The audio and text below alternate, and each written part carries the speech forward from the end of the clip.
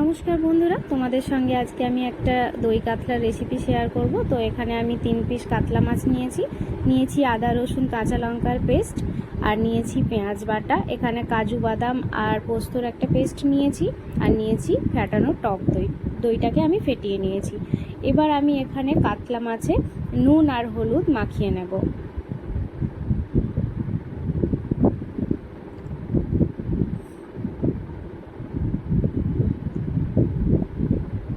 এখানে আমি কাতলা মাছটাকে নুন আর হলুদ দিয়ে ভালো করে মাখিয়ে রেখে দেব। তারপর একটা কড়ায় সাদা তেল গরম করে নেব, আর মাছগুলোকে সুন্দরভাবে ভাজা ভাজা করে নেব।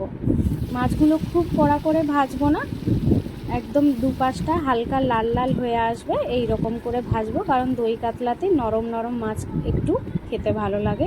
খুব শক্ত হয়ে গেলে কিন্তু ভালো লাগে না অতটা, সেই জন্য আমি খুব কড়া করে ভাজবো না, হালকা একটু লাল লাল করে ভেজে নেব। তো এক পাশটা দেখো একটু হালকা লাল হয়ে গেছে, আমি এরকম উল্টে পাল্টে একটু ভাজা করে নেব।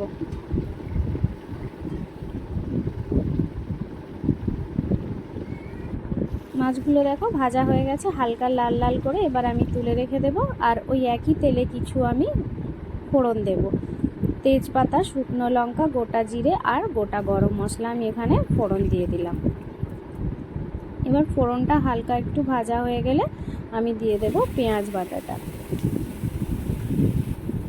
পেঁয়াজ বাটাটা একটু সুন্দরভাবে লাল লাল করে ভাজা করে নেব।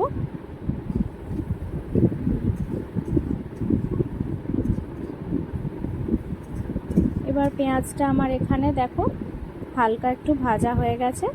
এবার আমি দিয়ে দেব আদা রসুন আর কাঁচা লঙ্কার যে পেস্টটা বানিয়ে রেখেছিলাম সেটা আমি এখানে দিয়ে দিলাম। দিয়ে আবার সুন্দর করে পেঁয়াজের সঙ্গে এটাকে কষিয়ে নেব।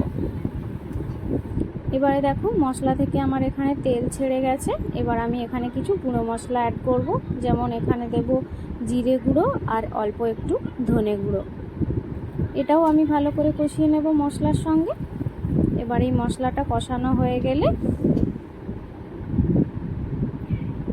আমি এখানে কাজু বাদাম আর পোস্তর পেস্টটা দিয়ে দেব।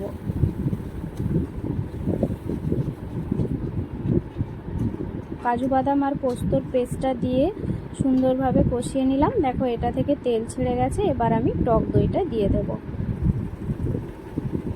টক দইটা দিয়েও আমি খুব ভালো করে মশলার সঙ্গে কষাতে থাকবো।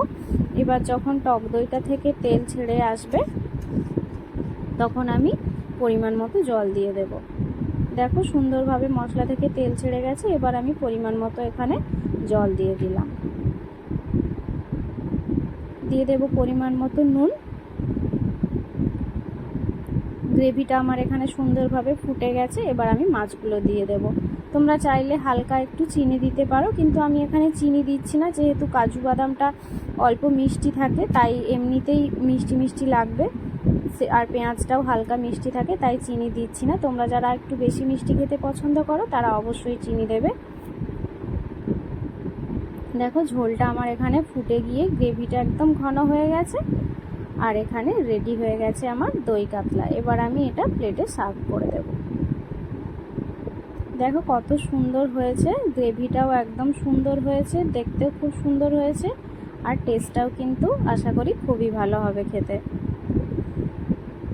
তো তোমরা এটা ফ্রাইড রাইস বা পোলাও গরম ভাতের সঙ্গেও খেতে পারো, খেতে কিন্তু দারুণ সুন্দর লাগে। একবার অবশ্যই ট্রাই করো, ভালো লাগলে অবশ্যই লাইক শেয়ার আর সাবস্ক্রাইব